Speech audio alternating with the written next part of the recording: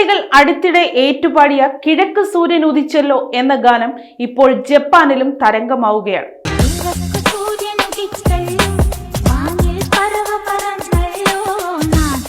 ഒരു കൂട്ടം ജാപ്പനീസ് യുവാക്കൾ ഈ മലയാള ഗാനത്തിന്റെ താളത്തിനൊത്ത് മനോഹരമായി ചുവടുവെക്കുന്ന വീഡിയോ ഇന്റർനെറ്റിൽ വൈറലായിരിക്കുകയാണ്.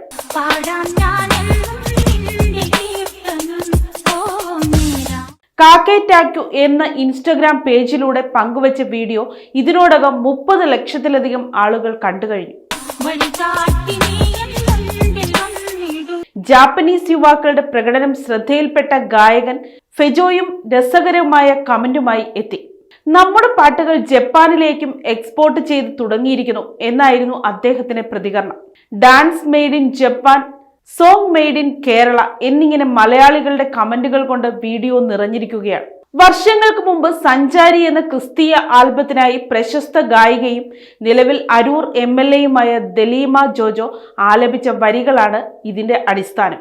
മലയാളി റാപ്പർ ഫെജോയുടെ വഴികാട്ടി എന്ന പുതിയ റാപ്പ് ഗാനത്തിൽ ഈ വരികൾ ഉൾപ്പെടുത്തിയതോടെയാണ് ഗാനം വീണ്ടും വൈറലായത്. ദലീമയുടെ പഴയ ശബ്ദം തന്നെയാണ് ഫെജോ തന്റെ റാപ്പിലും ഉൾപ്പെടുത്തിയിരിക്കുന്നത്. ഈ വർഷത്തെ ക്രിസ്മസ് കാലത്ത് ഇൻസ്റ്റഗ്രാം റീലുകളിൽ ഏറ്റവും അധികം മുഴങ്ങിക്കേട്ട ഈ ഗാനം ഇപ്പോൾ അതിർത്തികൾ ഭേദിച്ച് ആഗോള ഹിറ്റായി മാറിയിരിക്കുകയാണ്.